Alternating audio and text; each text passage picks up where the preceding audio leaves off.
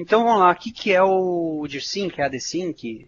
O que significa essa nomenclatura, né, de sincronismo em cenário de AD versus o que a gente chama de WAD, né, Windows Azure Active Directory, WAD. Né? AD é aquilo on-prem, que você teria o seu Source of Authority, né, ou seja, aquele cara que você pode gerenciar seus objetos. Eu acredito ser o melhor produto da Microsoft. AD e Exchange são os dois melhores produtos da... Tá me ouvindo? Alô? Sim, estamos ouvindo. O AD... Sim, beleza. O AD, então, né, ele é aquele cara que você gerencia os seus objetos do ambiente on-premise, né? Na minha opinião, melhor produto da Microsoft, segundo melhor Exchange Server, tá? E o AD é a mesma coisa, né? O AD da nuvem, só que logicamente a gente não tem lá total liberdade para mexer no AD da nuvem, porque a nuvem ela é compartilhada, né? O que é um tenant na nuvem? O tenant é uma organization unit, né? Como se fosse um diretóriozinho, e dentro dele você tem o domínio, seus objetos, etc. Então, a gente tem uma aplicação que ela vai sincronizar não só objetos, mas também, se você quiser configurar isso, hash de senha, né, para que você tenha password sync, do seu AD para o AD. Tá? Ele é um appliance de software que a gente fala de set it and forget it. Você configura ele, ele cria lá os task schedulers no seu servidor e ele funciona. Né? A não ser que dê algum problema em algum objeto ou no seu servidor, você tem que fazer uma manutenção nele. Porém, não é necessário que você fique entrando no DIRSync fazendo, ou no ADSync fazendo sincronização manual. Não, você coloca lá, ele cria para você os schedules e fica fazendo isso automaticamente. Né? Ele é baseado no FIM 2010, acho que ninguém aqui chegou a pegar o FIM 2010. Né? E também pode possuir uma base no SQL Server, se você quiser exportar essa base, que a gente chama de Metaverse, e colocar ela em outro servidor, não necessariamente precisa disso. Algumas empresas maiores fazem isso, para ter um backup dessa base. Eu não acho muito necessário. Tá? O que o DIRSync ou o ADSync ele habilita para um cara de OS 365? Para que ele teria um sincronismo de ambiente?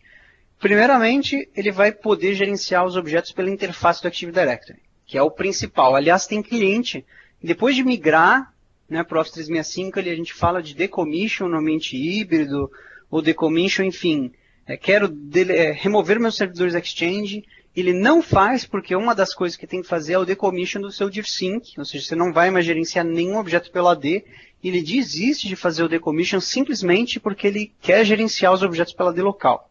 Tá?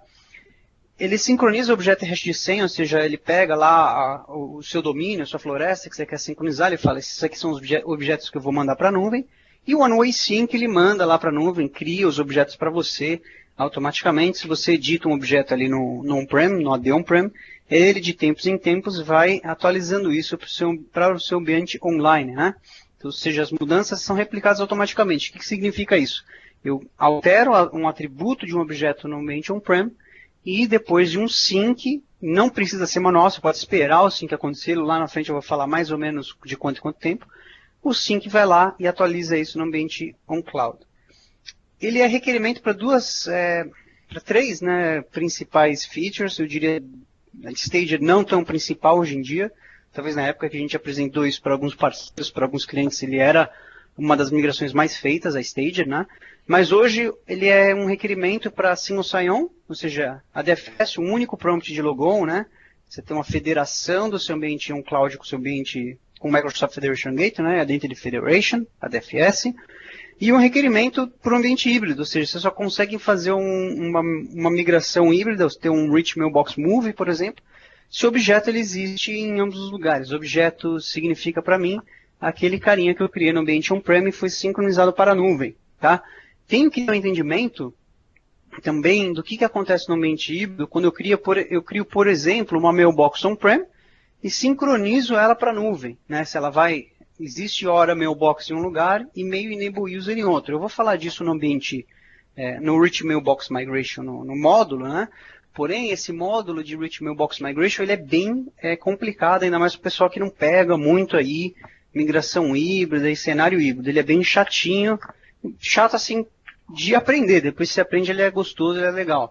Agora, para quem já teve esse treinamento, o pessoal de Lisboa, acho que só o pessoal, os SMEs e o pessoal mais antigo, acho que não está mais lá.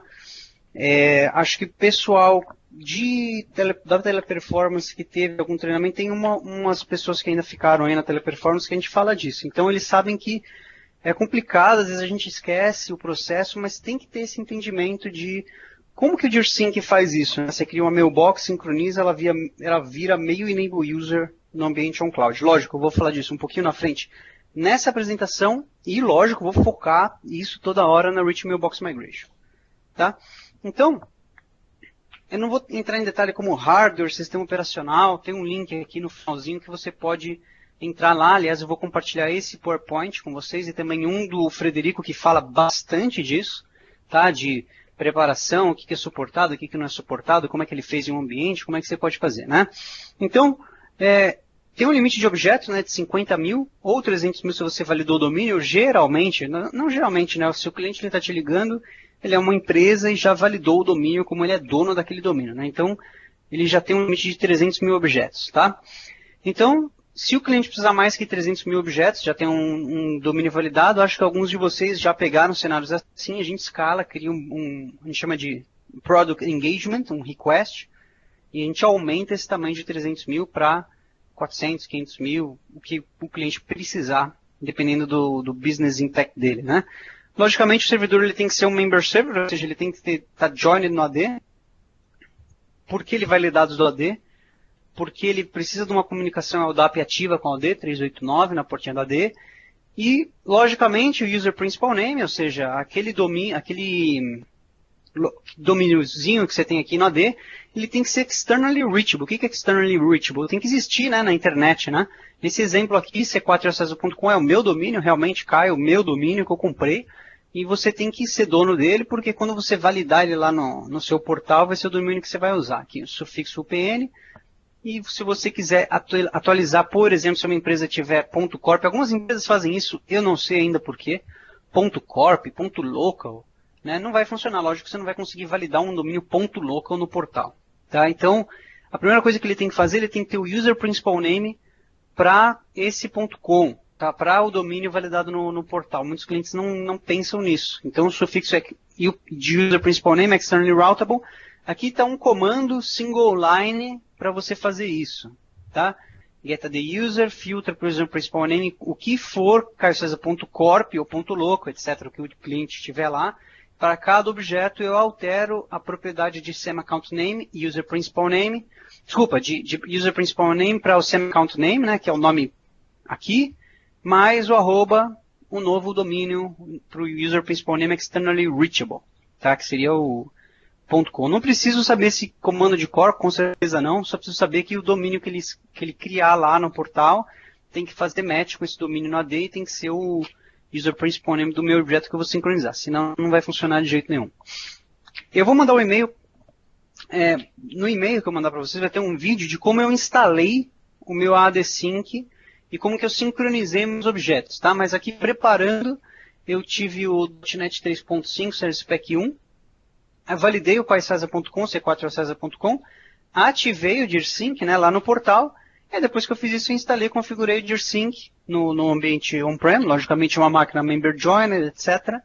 E aí o que ele fez foi criar os objetos lá, né, no meu ambiente on-cloud. Você vê aqui que ele joga o que a gente chama de, entre aspas, lixo, né, mas não tem para que você depois remover isso aqui, porque não está consumindo licença nem nada, né. Mas ele joga todos os objetos que eu tiver lá, se eu não coloco filtro nem nada, né. Todos os objetos que eu tiver criado no meu AD, ele joga para o ambiente on-cloud. Então você vê que eu tinha um CaioCon, eu tinha um Exchange Online Application Account, eu tinha um Exchange Test que eu criei, não lembro para quê, e tinha umas Health Mailboxes que eram criadas pelo próprio Exchange, e aí sim, usuário 1, 2, 3, e a diferença, né, aqui um usuário sincronizado com o Active Directory, ou seja, aquele que vai ser gerenciado no ambiente on-prem, versus o usuário que foi criado ali no portal automaticamente. Tá? Esse aqui in cloud, tá? Essa é a diferença principal do status dele que você vai ver no próprio portal, bem simples de entender. Quando a gente fala de DirSync, em alguns casos, acho que mais de small business ou mid-size, quando o cara acabou de vir para a cloud e tem DirSync, um cenário bem comum de suporte é o cara te ligar e falar, estou tentando alterar um objeto e fala que o objeto não está editável, né? Parece que é read-only. né? Não consigo fazer nada. Aí você vê ele está tentando ou no portal ou em algum comando PowerShell alterar alguma propriedade do objeto. Só que você vê que ele tem a AD-Sync, né? Só que o AD-Sync, o que significa o AD-Sync quando você sincroniza para a nuvem, né? Você simplesmente está falando para o portal, para o Office 365, olha, o Source of Authority, a autoridade, o cara que eu vou gerenciar meus objetos é o AD on-prem. Então, se eu quiser remover um objeto, eu vou ter que remover no AD. Se eu quiser alterar uma propriedade de objeto, eu vou alterar no AD. Criar um novo objeto, eu vou criar no AD e depois isso vai ser sincronizado para a nuvem. Não o contrário, eu quero deletar um objeto, eu vou lá na nuvem e deleto ele. Não. O Source of Authority é o AD, a partir do momento que você clicou naquele botãozinho, falando que você vai fazer o DIRSync e sincroniza a primeira vez, Source of Authority é alterado do AD, né, Windows Azure Active Directory, para o AD. Né? E o AD-Sync, na maioria das vezes, e na maioria das propriedades, ele é um one-way sync, ou seja, on-prem, ou AD, para a nuvem, não o contrário. Existem algumas exceções, por exemplo, no ambiente híbrido, algumas propriedades são enviadas de volta, né, que é o write back, ela escreve da nuvem para o ambiente on-prem. Em Azure AD Premium, o cara paga mais para ter essa feature e também algumas questões de password sync que volta, né, tem o write back, né. Então não é sempre que é one-way sync, mas é bom lembrar que na teoria do AD-Sync principal é one-way sync, ou seja, se o cara falar, eu vou alterar um objeto aqui, ele vai voltar de volta para o ambiente on-prem, não, porque o Source of Authority foi alterado assim que se instalou e configurou o DIRSync. Como eu falei, né, o write-back ele existe em alguns cenários, por exemplo, no ambiente híbrido, isso aqui é para a gente ter um entendimento antes de qualquer coisa que eu vou falar de ambiente híbrido, é que existem os write-back attributes, alguns deles estão aqui, isso aqui é mais para quem pegar caso disso, né? Peguei um caso de safe sender, de blocked sender, safe recipient, lembrar que existe o write-back attribute para ele, para que serve Exchange Feature, né? Write-back de on-prem filtering, online safe block sender, algumas funcionalidades de archive, né? O cara vai ter litigation hold on-prem, então esse valor ele não vai ser on cloud, ele vai ser on-prem, então ele vai ter write-back. Você vai fazer um offboard de uma mailbox, o que é offboard? Você vai migrar ela da nuvem para o on-prem. Então o proxy address attribute vai ter write-back e unified message também, que eu não sei exatamente para que serve o write-back disso, mas esse atributo MS Exchange Unified Voicemail Setting é para você ter voicemail online. Não sei, não uso. Quem deve saber disso é o Juan Albert. Se vocês perguntarem para ele, ele vai poder explicar melhor. Antes de pular já para a arquitetura de DIRSync, alguns cenários que a gente tem, como fazer troubleshooting, etc., eu tenho entendimento aqui que as pessoas já têm pego alguns chamados de DIRSync, alguns chamados de AD-Sync e se familiarizaram com a ferramenta.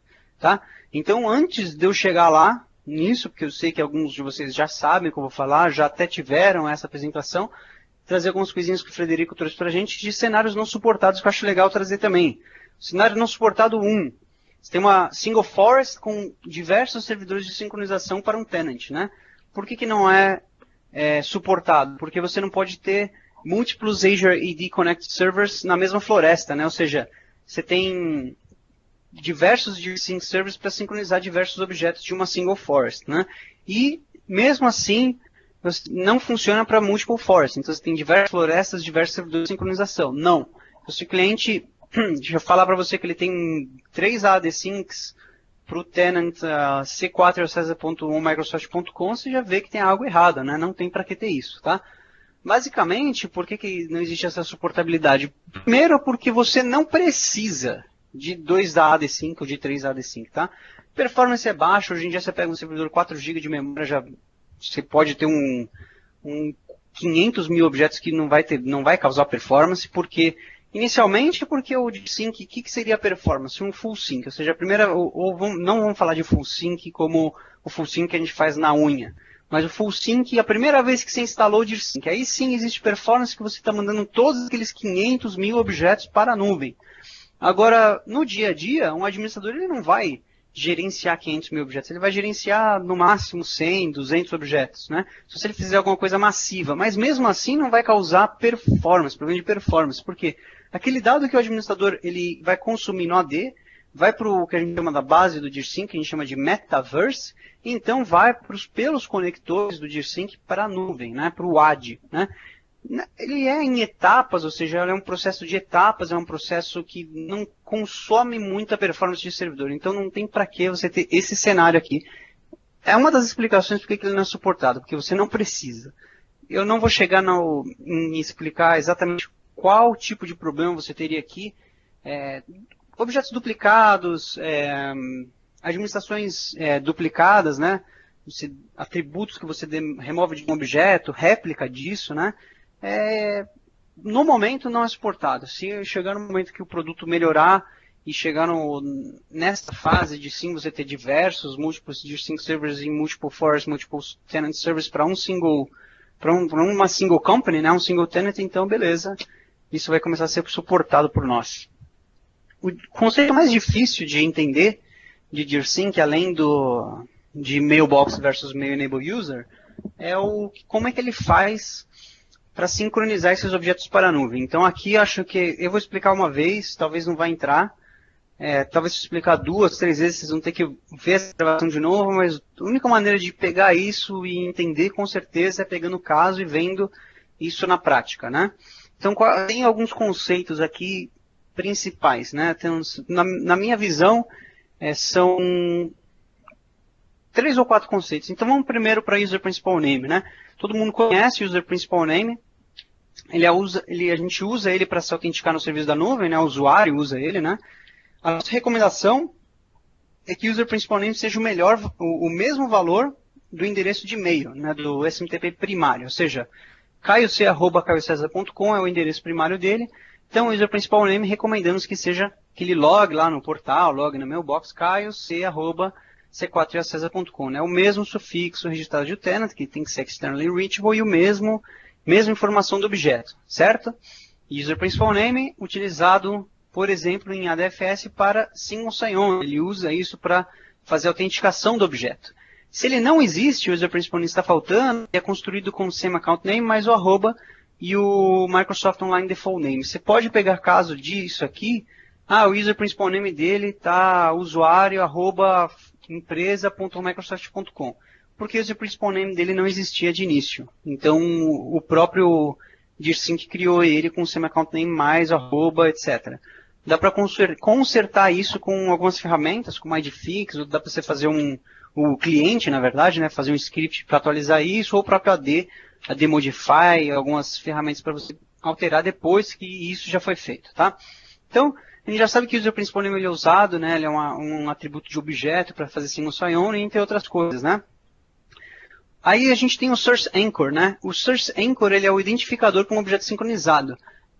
Por que existe o Source Anchor?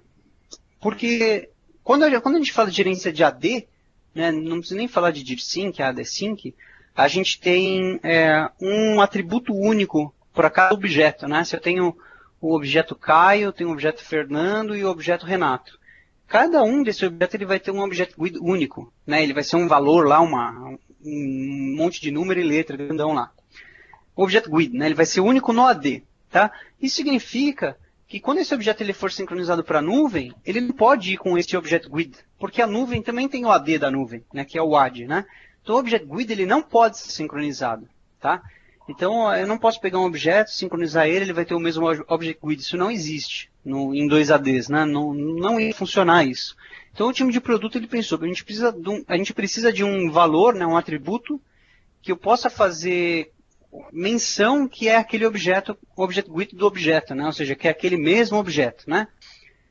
Então eles criaram o Source Anchor. O Source Anchor ele nada mais é do que um hash, né? Ou seja, eles geram um número, um valor referente ao esse object GUID. Então, se o Caio tem um object GUID 1, 2, 3, o hash dele vai ser ABC, por exemplo, o Source Anchor hash, né? E esse valor ele vai existir, o Source Anchor ele vai existir na Metaverse, ou seja, na base SQL do DIR5, enquanto esse mesmo valor vai estar estampado na nuvem como Immutable ID. Só muda o nome, tá? Source Anchor e Immutable ID. Né? Então, quando a gente fala de Immutable ID, eu posso estar falando consequentemente do Source Anchor, só que o Source Anchor vai existir só na Metaverse. né, na base do DIRSync. Então aqui eu posso demonstrar como é que o DIRSync faz essa identificação. Tá? Se eu pegar aqui, que objeto que eu estou vendo aqui? Aqui em cima dá para ver, objeto 1. Tá? Então, deixa eu pegar o laser. Aqui em cima você vai ver o objeto 1, né? E aí a propriedade desse objeto, que eu estou dumpando aqui, o objeto GUID, é um string, octet string, né? E ele pega esse valor aqui, 7D, 2D, 2B, 37, enfim. Esse objeto GUID, como eu falei, é um valor único. Então ele não pode ir para a nuvem, porque é um valor único de AD. Se eu jogar esse valor no AD lá da nuvem, vai ficar doidão. Ele não vai entender que objeto é esse, o que existe nesse objeto. Então, o DIRSync, ele pega esse valor, né, esse object GUID, e cria o que a gente chama de source anchor. Está vendo aqui, ó, o valor do objeto 1, source anchor é NYTBZG. Isso aqui é um hash, tá? Esse valor aqui de object GUID e de source anchor nada mais é do que um hash, ou seja, como se fosse um outro valorzinho, uma senha. Tentei fazer uma chave aqui, mas não vai rolar. Desse valor aqui, né? Ou seja, a mesma coisa, só que é um hash, né? Então, existe um mecanismo que ele vai traduzir o 7D, 2D para NY, SDB, etc. E esse vai ser o source anchor que vai ficar na base do DIRSync. Consequentemente, quando esse objeto ele for para a nuvem, esse valor vai ser o mesmo. Ó. Você pode até ver aqui o objeto 1, bater o valor é exatamente idêntico. Só que dessa vez a gente está chamando de immutable ID, porque é o valor que vai para o out. Tá? É porque o pessoal acho que queria confundir todo mundo, chamando de outras maneiras, outros nomes, ou porque eles quiseram identificar que ora é um valor do AD, ora é um valor da base do DIRSync e ora é um valor que está sincronizado, está lá no AD. Tá? Mas os valores eles são os mesmos. Esse aqui é o valor A, e o valor B, que é um hash do valor A. E aqui de novo o valor B também, só que na nuvem. Então, de novo, Source of Authority é a localização que os objetos são gerenciados, né? Ora, se você não tem DIRSync, o Source of Authority é o Office 365, ou o AD. Se você tem DIRSync, é o AD. Tá? Como é que você muda o Source of Authority? Simplesmente ative o DIRSync, instale o DIRSync, que ele já vai saber que o AD on-prem é o seu Source of Authority. Então, assim que você ativar, as mudanças de objetos têm que ser feitas on-prem, né? Senão você vai ter aquele problema comum de cliente ligando, falando que ele está tentando alterar um objeto, e esse objeto ele é sincronizado, você não vai conseguir. E o processo de desativar o DIRSync vai fazer com que o Source of Authority seja transferido de volta para o Office 365. Parece ser simples, mas não é tão simples assim. Por exemplo, se você desativar o DIRSync, você pode ter lingering object de um lado ou de outro. Então, o processo, o fato de desativar o DIRSync, ele pode te causar alguns problemas. Então, antes de fazer isso, entenda por que você está fazendo isso e se a única solução é fazer isso. Tá? Alguns clientes, eles, para resolver alguns problemas, por exemplo, não estou conseguindo, esse objeto não está sendo sincronizado corretamente. Né? O objeto Caio não está sendo sincronizado corretamente para a nuvem. Já sei o que eu faço. Eu paro o sincronismo, né? O Source of Authority vai para a nuvem, entro lá no Caio, na nuvem, edito ele lá e salvo. Né? Não é muito bom fazer isso. Lógico, se você está fazendo um troubleshooting, quer entender por que isso funciona ou não, beleza. Agora, simplesmente parar o sincronismo e fazer isso em que a gente chama na unha não é uma boa ideia, que você está alterando o Source of Authority, depois você vai iniciar o sincronismo de novo, e o DIRSync vai entender que tem alguma informação lá na nuvem que foi alterada e que faz divergência, né? Então, às vezes você pode causar uma duplicação de objeto, um objeto que não vai ser sincronizado porque ele já existe, e aí o DIRSync ele vai pegar um objeto que já tem um proxy name, vai fazer um hard match, enfim. Já falando de hard match, vamos para essa explicação agora. Então, hard match e soft match, né, são os métodos que o DIRSync ou o ADSync ele utiliza para fazer o match de atributo. Né? Lembra que eu falei do Object GUID, Source Anchor? Então isso se chama hard match. Né? Primeiramente ele vai fazer o hard match, ele vai falar quem que tem esse hashzinho aqui de immutable ID, que significa o Source Anchor lá na metaverse do DIRSync, que significa consequentemente o Object GUID ABC. Né? Ele não lembra que o Object GUID, o valor dele exato, não vai ser sincronizado, né? Porque o Object GUID só existe em um lugar. Então ele vai validar se esse objeto existe ou não no ambiente on-prem, no Source of Authority. Se isso não der certo, né, por alguns fatores, existem alguns fatores onde isso possa estar dando errado, objeto duplicado, o próprio admin fez alguma coisinha diferente ali, então no processo de hard match, se ele falha, né, ou em alguns outros cenários você tem um objeto, você tem uma empresa, eu já vi um cliente que teve até um problema assim, ele tinha uma empresa que já tinha, sei lá, ele tem um AD dele, né, um AD lá com 30 objetos, 30 funcionários, e ele tinha um portal com 30 funcionários, os mesmos 30 funcionários, só que ele tinha nos dois lugares, né? Então ele falava para mim, mas vai ficar duplicado. Eu não vejo como duplicado, porque se você falar para mim que o objeto é duplicado porque o display name dele é o mesmo, eu não vejo como duplicado, tá? Agora, se ele fizer o sincronismo, entre aspas, vai duplicar, porque você vai ter dois Luiz Fernandos, dois Caio Césars ali no seu portal, né? Não, consequentemente, para o admin ou para o usuário final, estou duplicado, né? Só que você pode ou forçar um hard match, né? Fazer com que aquele objeto lá na nuvem tenha um immutable ID, que faça o sync do object GUID na unha, manualmente, você faz isso. Ou mais simples, você faz um soft match, né? Você faz com que aquele Caio César que ele já tinha na empresa dele tenha o mesmo proxy address do Caio César da nuvem, né? E entre outros valores de display name, semi-account name, ilhas que a gente usa ali para fazer o soft match, né? Então, não sempre acontece isso. Geralmente acontece isso nesse cenário, né? Ou que um objeto foi removido e vai criar um novo, aí tenta criar um novo, cria direto na nuvem para fazer um discovery, import, PST, etc. Então, às vezes eles acabam fazendo isso. Mas o bom é entender que o DIRSync ele funciona match de objeto, assim como, por exemplo, o Exchange funcionaria com o Exchange GUID, ele funciona com o Object GUID, só que esse valor com hash que significa immutable ID. Ou soft match com proxy address e outras informações, tipo, por exemplo, semi-account name, display name, né? E ele vai entender que o objeto é único e ele vai sincronizar ele. E ele vai gerar um novo immutable ID a partir daquele Object GUID que existe no on-prem. Então, para que o objeto ele seja sincronizado, você precisa de alguns atributos, né? Alguns deles são, esses atributos são, primeiro ele tem que ter um canonical name, né? Ele tem que ser member, ele tem que ter member se o grupo existir. Você não pode sincronizar um grupo sem membro nenhum. O usuário ele precisa ter um semi-account name. O usuário ele precisa ter um alias e o grupo também. E é um grupo que ele é mail enable, ou você tem que ter o display name dele. Aqui eu gosto de apresentar essa parte aqui exatamente porque eu falei na hora que eu falar do treinamento de Rich Mailbox Move, né? Por causa desse fator aqui.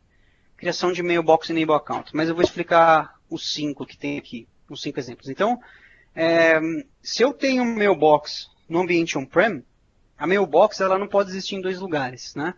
Por exemplo, eu não posso ter uma Mailbox, ou seja, com data lá, e-mails, 5 mil e-mails do Caio, no ambiente on-prem e na nuvem. Tá? Isso não é um ambiente híbrido. Um ambiente híbrido é ou on-prem ou na nuvem, correto? Então, quando eu rodo o DIRSync, ele fala, o Caio é uma mailbox. Então ele cria, a ação do DIRSync ou do ADSync é de criar um objeto Mail Enable User no ambiente on-cloud, né? Logicamente, se eu atribuir uma licença, ela cria uma mailbox, só que o atributo MS Exchange Mailbox GUID ainda vai estar apontando para on-prem, tá? É bom você primeiro migrar para depois atribuir a licença, lógico que ela não pode ultrapassar lá o grace period de 30 dias, se não me engano são 30 ou 90 dias, mas ela não pode ultrapassar esse limite, tá? Mas isso aqui é fundamental para entender Rich Mailbox Move, tá? Se você tem uma mailbox no ambiente on-prem, você tem um Mail Enable User no ambiente cloud. E o inverso também, se você tem uma mailbox no ambiente on-cloud, você tem uma Mail Enable User no ambiente on-prem.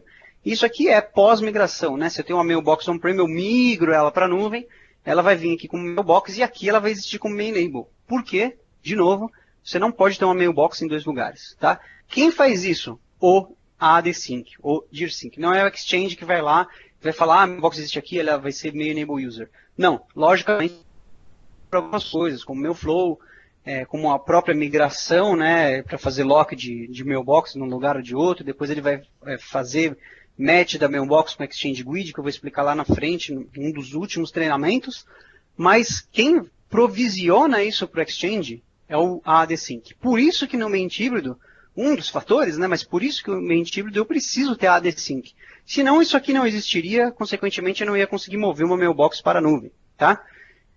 Vamos lá, outras ações simples. AD local, criei uma continha comum de usuário, DirSync vai lá, cria um objeto no ambiente on-cloud. Tá? Se eu atribuir uma licença, eu atribuo uma mailbox no ambiente on-cloud. Peguei o Caio, alterei o objeto. Ele pega o match in object, ora por hard match ou por soft match, vê quem que é o objeto Caio na nuvem e faz update no objeto. Removo um objeto no AD. Eu deleto um objeto mailbox e licença no ambiente on-cloud. Eu deixei em negrito para o pessoal entender que às vezes quando a gente fala, deletei uma conta, tá? Pelo AD, sincronizei, a conta foi removida no Office 365. Em teoria, eu tenho alguns artigos falando disso lá no Latam Blog, de conta inativa, como recuperar, tem outras apresentações que a gente já fez já, mas na teoria é assim, você removeu o objeto do AD, deletou, sincronizou, onde que esse objeto tem que voltar? No AD, porque ele é o Source of Authority, tá? Então, se você deletou um objeto no AD, tente recuperá-lo no AD, né? Tente ter um backup lá e voltar ele do AD. O cliente falou que ele não tem um backup no AD. Então, beleza. E outra coisa, existem algumas maneiras de você recuperar, às vezes, o dado desse objeto, ou seja, mailbox, essas coisas, se ela tiver soft deleted, se ela tiver inactive, porque você tem litigation hold, né? E algumas maneiras aí de você fazer isso. Às vezes você vai criar um novo objeto, forçar um hard match ou forçar um soft match fazer isso, tá? Porém, remover um objeto AD, a recomendação é você recuperar esse objeto no AD. O backup dele tem que ser no Source of Authority, tá? E desabilitei a conta lá, botão direito, Disable, ele vai bloquear o login, porém a conta ainda vai ter lá a mailbox de licenciamento no Office 365, tá? Eu acho isso muito inteligente, a maneira que o produto funciona, a maneira que o produto tem esse comportamento, porque se você for ver todas as ações do DirSync aqui, elas têm um significado muito importante no produto, né? E não só isso, por exemplo, o produto da Microsoft é o único hoje que tem um ambiente híbrido. Então, se você for parar para pensar, quem traz tudo isso é o AD-Sync, é o DirSync, né? A Identity. É isso que traz, ele é a base para o ambiente híbrido. Existem algumas features, né, de DirSync, eu vou falar de algumas. Primeiramente, a AD-Sync Filter, ou seja, você pode filtrar quais objetos eles são sincronizados para a nuvem, né? Quero só uma Organization Unit, quero só objetos com um atributo específico, só que tem o Customizer Attribute ABC, ou eu quero só uns domínios específicos da minha floresta que sejam sincronizados para a nuvem, tá? Se você tem um objeto que já está sendo sincronizado e você remover ou filtrar ele, ele vai ser removido no WAD, tá? Algumas pessoas usam isso para troubleshoot, alguns outros clientes usam isso simplesmente para o usuário saiu da minha empresa, vou remover ele, vou deletar ele. Ele entra lá no portal, tenta deletar o usuário e não consegue, né? Porque o usuário ele é Source of Authority AD On-Prem, aí ele vai lá, ao invés de deletar o objeto no AD On-Prem, ele move ele para uma OU, uma Organization Unit, escrito usuários demitidos, ou mandados embora, ou rescisão, ou ele mesmo pediu as contas. Aí ele joga ele para essa U filtra ele é removido um cloud, né? Não recomendo. Por que eu não recomendo? Porque você está removendo um objeto do AD, tá? Existem outras maneiras de se alcançar isso. Não quero gastar licenciamento para ter mailbox dele. Existe Discover, você pode exportar esse dado. Existe Litigation Hold. Existem maneiras de se alcançar isso sem ser remover um objeto. Porque a gente sabe que depois que você remove um objeto do AD, depois para recuperar ele é um pouquinho mais difícil, dependendo de quanto tempo faz que você fez isso. Então, a recomendação é você exportar esse dado, ter um backup. Lógico, você quer manter a mailbox, o que é totalmente recomendado, você manter os dados de mailbox, porque acredite em mim, um dia alguém vai precisar de algum e-mail que está lá dentro, alguma coisa assim. Então, exporta esse dado para algum lugar, confirma que o backup é reliable, que você consegue fazer restore para depois tentar tirar a licença dele, fazer alguma coisa assim. Se a gente fala aqui dos 3 métodos que eu já expliquei, o Organization Unit, Domain Base, ou seja, tem uma floresta com diferentes domínios, você escolhe quais serão os sincronizados, e User Filtering, que é que você cria um atributo customizável ali, falando que somente usuários que possuam esse atributo específico são ou não sincronizados para a nuvem, né? Password Sync, então, ele funciona. O mais interessante é entender aqui é como a gente faz o PassSync de segurança do PassSync, né? Então, o PassSync ele funciona com a cópia e envio do hash da senha entre ambientes on-cloud e on-prem, né? Ou on-prem on-cloud, desculpe. Então, para o usuário final, isso é totalmente transparente, né? Ele vai usar a senha on-prem que ele tem para se logar no Office 365. Se a senha dele é Caio123, ele vai usar aquela senha Caio123 para se logar no ambiente Office 365, né? Então, é muito interessante aqui cortar e falar, olha, Identity ou ADFS é uma coisa, Password Sync é outra, né? Na apresentação da semana que vem, eu vou falar o que é o Identity, o que é o ADFS, o que é o Single Sign-On. Password Sync é outra coisa, não significa que você vai ter um prompt único, significa que a senha vai ser a mesma. Então, diferente de, por exemplo, se eu altero o objeto Caio César, eu altero uma propriedade dele, isso acontece em horas, né? O DIRSync ele tem lá o Task Schedule, não sei exatamente quanto tempo exato funciona, porque a versão também já mudou 3 ou 4 vezes, mas em horas, aquilo lá que o administrador fez é sincronizado. Logicamente, você pode forçar manual. Já o Password Sync, por causa da importância disso, né? O cara ele mudou a senha de alguém, o próprio usuário mudou sua senha, como ele vai tentar acessar naquele mesmo momento, talvez, isso acontece em minutos, tá? Então você não precisa, às vezes, mudou a senha, você está fazendo troubleshoot no Password Sync, mudou a senha e já ir lá manualmente e fazer o PassSync na unha. Não precisa. O que você pode fazer é simplesmente abrir o Event Viewer, ficar monitorando o Application Log lá e ver o que bate de evento, né? Às vezes você precisa fazer um Full Password Sync, que é algo que o Frederico colocou ali no PPT que eu vou compartilhar com vocês, mas que vocês podem também ver nesse link que eu vou passar logo, tá? Então vamos ler aqui no próprio PPT. O processo de cópia de hash, logicamente a senha não vai em plain text para o AD, jamais. Na verdade não é nem hash, é rehash, né? Vou falar disso lá na frente. Ele usa a senha on-prem, a mesma senha que ele tem no AD dele.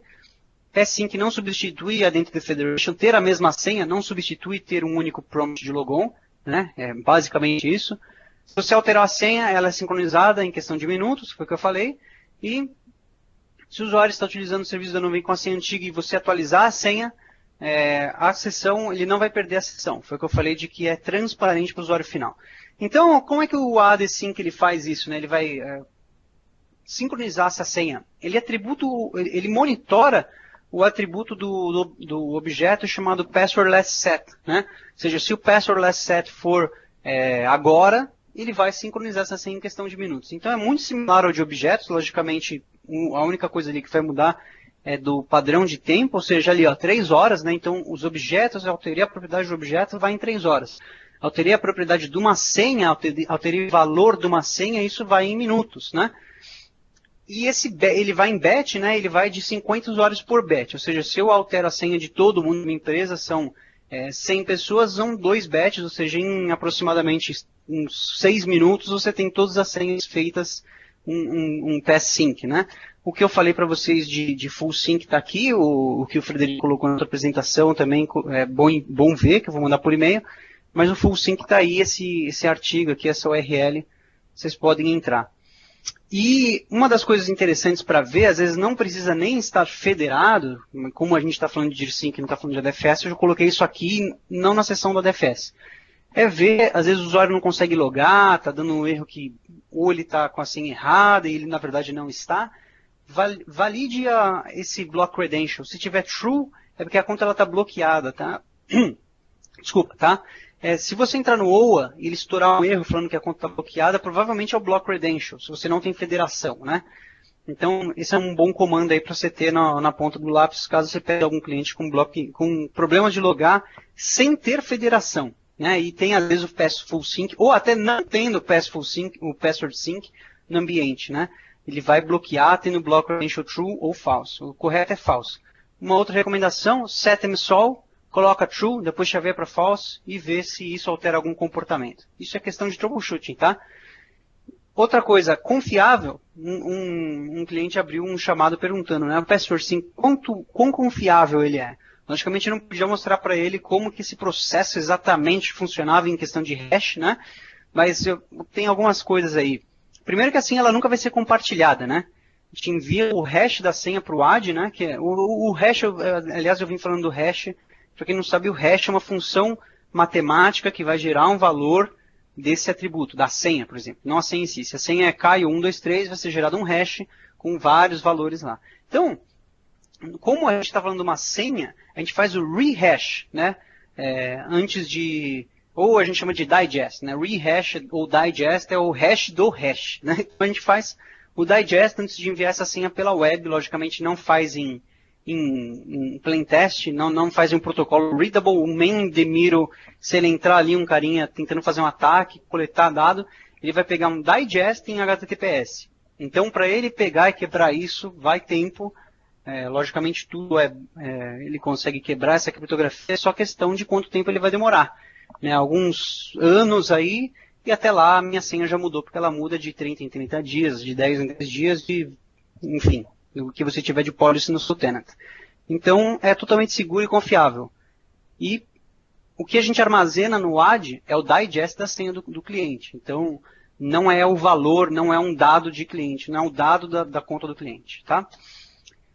Em questão de troubleshooting de DSync a ADSync, a gente fala muito do MIAS. Né? O MIAS está localizado no MIAS Client, né? Em porcentagem Program Files, Azure AD Sync, o iShell, MIAS Client.exe. Nem sempre vai estar lá, mas se você fizer uma pesquisa no Windows MIAS Client.exe, você vai encontrar ele em algum outro lugar. Vai depender também da versão do seu DSync. Aqui mais ou menos como ele funciona, a carinha dele. Esse aqui é mais antigo, tá? O que vai mudar é mais a cor da tela, enfim, são as mesmas informações, tá? Aqui você pode ver até que, deixa eu dar um laser point, eu estava colocando até uma outra localização, mas é bom ter as duas, né? Às vezes você pega uma versão que não é a AD5, é DSync, ou é o Azure AD Connect, enfim. O que é bom, interessante em pegar e tentar entender aqui, primeiro é o status de cada import, né? De cada ação, né? Export, né? Entender que o Azure Active Directory Connector, né? O Windows Azure Active Directory Connector, ou seja, são os conectores do seu ambiente on-prem para a nuvem. E é interessante também você ver os connection status, ou seja, eu estou conectando num domain controller aqui da Caio César Corp na porta de LDAP 389 e o status está success. Se não tiver isso aqui, provavelmente você tem um problema de rede no seu DSync aí, de comunicação com DC, tá? Aqui geralmente a gente clica duas vezes, vê o que está rolando no export para ver se aquelas alterações de atributos de objeto foram enviadas para a nuvem ou não. Tá? Isso é legal ver também. Aqui o Federico colocou como é que a gente vai fazer um delta sync, né? Você pode criar um atalho do Director Sync Client cmd.exe e simplesmente executar ele, que ele vai fazer um delta sync manual, né? Isso aqui em questão de troubleshooting, você não quer num troubleshooting esperar horas para que o objeto ele seja sincronizado. E o full sync, tá, pessoal? Eu não falo de full sync naquele full sync que algumas pessoas fazem editando registro e fingindo para o DSync, ei, DSync ou AD5, você nunca foi sincronizado para o OS 365, faça tudo de novo. Que esse do registro pode causar problema. Objeto duplicado, entre outras besteiras, né? Então, o full sync, que é em alguns cenários de troubleshooting, não todos, recomendado, é exatamente no AD5 Bin. Você tem lá o próprio CMD, só que você escreve initial ali, ele faz o full sync para você, ele fala aqui synchronization from all sources, all target, e faz o full sync. Isso aqui é em questão de troubleshooting, o objeto não está sendo sincronizado, algumas coisas não estão sendo sincronizadas, eu quero ver se o full sync resolveria isso, e depois eu quero monitorar para ver se sem o full sync isso vai ser sincronizado ou não, tá? Porque nenhum administrador quer toda hora ficar logando no AD5 e fazer um full sync na unha, tá? Isso aqui é questão de na hora do troubleshoot fazer e ver depois se funciona sem o full sync. De novo o Object Quota, né? Então, inicialmente 50 mil, depois você tem um domínio validado 300 mil, e aí se o cliente precisa, ele abre um chamado com a nossa equipe e a gente faz um pedido para o time de produto para aumentar o limite de objetos, né? Caso isso aconteça, né, ou seja, o número de objetos ultrapasse o limite de 300k, ele vai receber um e-mail, se ele configurou corretamente o DSync lá com o e-mailzinho dele, se possui e-mail flow, erro 016, sync has been stopped, essa empresa excedeu o número de objetos que podem ser sincronizados. Contate a equipe de suporte da Microsoft, ou seja, nós. Uma outra pergunta que vem eu tenho visto aí, eu esqueci o nome também da pessoa que perguntou isso esses dias para mim, um engenheiro de suporte, é o seguinte, eu não tenho Exchange on-prem, né, não tenho servidor Exchange on-prem, uso o DIR5 para gerência de objetos, só que eu quero algumas coisinhas, como alterar a opção de mail tip, eu quero esconder um carinha de address list, né, ou seja, coisas que o Exchange faria para mim, só que você não tem o Exchange on-prem. Se você não tivesse DIR5, era só você ir lá no portal e selecionar. Mas como você tem um DIR5, ele fala, olha, o Source of Authority é o AD. Você tem que fazer isso no AD. E aí você cai naquela encruzilhada, né? O portal pede para fazer uma gerência em algo no AD, só que no AD isso não existe, que eu nunca tive Exchange, né? É muito simples.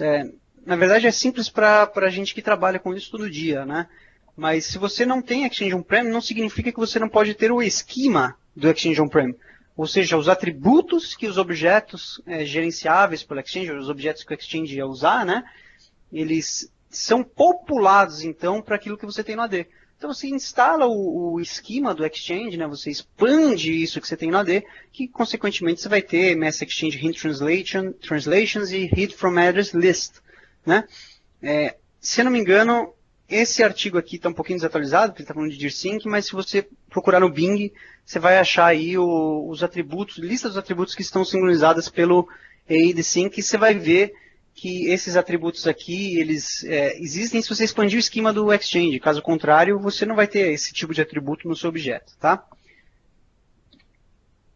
Aqui já para a parte de troubleshooting, está acabando a sessão, eu acho que eu vou conseguir bater o target de 1h. Não vou bater 1h15. Tá? Então, técnica de troubleshooting, primeiro que eu e o Frederico a gente colocou ali, MIS Client, né, para você ver sincronismo de objeto, o que está rolando no export, se o DIR5 ou o AD5 ele tem comunicação com o AD, tá? É muito importante que ele tenha, senão não vai funcionar de maneira alguma. Né? O próprio admin ele vai receber erros, né? Eu tenho no próximo slide um exemplo de erro, um exemplo de e-mail de erro recebido pelo administrador. Tá?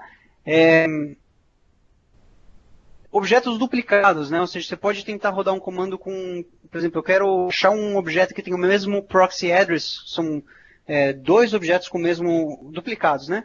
getRecipientKaio@microsoft.com, bate mais de um objeto lá, você tem algum problema de objeto duplicado e tenta resolver sempre Source of Authority, alterando ele lá na D. Antes que você instale, né, o seu DIR5, vocês viram lá que Health Mailbox foi sincronizada, não necessariamente delete uma Health Mailbox, não é isso que eu estou falando, mas cria uma estrutura limpa, né? Cria lá filtro, só essa Organization Users, por exemplo, só essa Organization de Groups, que eu vou sincronizar para o Office 365, né? Em outras palavras, deixe o seu ambiente limpo antes de fazer uma full sync inicial, porque depois, para você fazer a limpeza, você tem que ir lá no AD, filtrar isso, e eles vão fazer o sync, vai deletar lá no portal. Então é mais em questão de limpeza mesmo. Não que vá trazer para você um problema de performance no Office 365, muito menos de licença, né? Licenciamento, né? Porque você só vai ter licenciamento se você entrar na conta lá e atribuir a licença para ela, correto? Então, o application log do servidor da AD5, né, ele é muito interessante você procurar alguns eventos, alguns cenários, né? O AD5 crashando, o AD5 não está exportando, no próprio MIS não tem informação. Eu acho que é uma coisa que não é um usuário só, são todos os usuários não estão sendo sincronizados, já tentei diversos, não tem o filter, então é bom entrar no Event Viewer e dar uma olhadinha lá para ver se tem algum problema, às vezes uma comunicação com o DC, enfim. Aqui, um exemplo de e-mail que o admin recebe, né? O DIR5 está me falando, olá, Caio. Eu estou mandando aqui esse erro para você. A gente fez o DIR5 Sync Batch, foi feito com sucesso no dia 20 de agosto de 2014, mas a gente encontrou alguns erros. Ali o diretor 2 não consegui fazer a atualização desse objeto porque já tem um outro objeto, né, no seu Local Directory Services com esse valor, né? E aqui ele fala on-prem Object ID, ou seja, o source anchor dele, né? Aí ele fala aqui outro, não consigo fazer porque ele não é válido. Por que ele não é válido? Eu coloquei algumas coisinhas aqui para dar erro mesmo, né?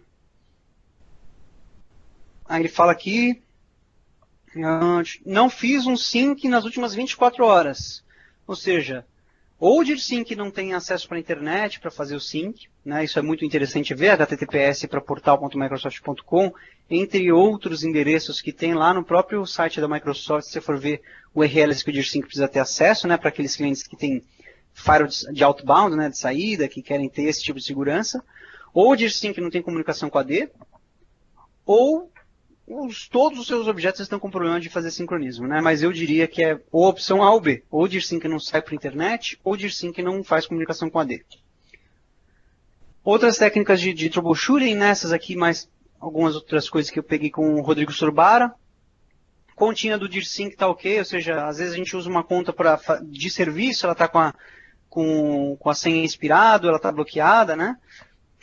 O MIS, como eu falei, ele vai mostrar o status do domain controller. Se você vê que não está fechando 389, parte para um telnetzinho, vê se realmente não fecha 389, depois pega o netmon, tenta entender por que está sendo dropada. Não é suportado firewall entre DIRSync e IDC, tá?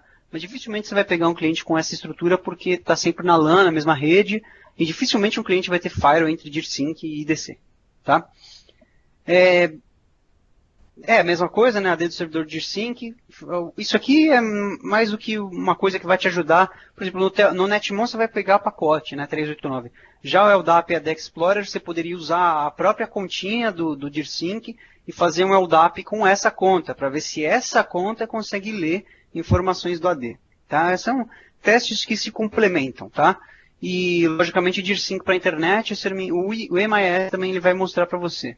Então, outro teste é fazer um rerun do wizard, né? A gente fala de rerun wizard, né? Com as mesmas contas que você tem, né? Consequentemente, se ela não está expirada. Valida se você não tem um proxy, se você não tem nada na internet, conectividade de do AD5 com online service está ok, né? Lembra que eu falei do... Deixa eu pegar aqui. Onde é que está o slide? Tá muito para trás.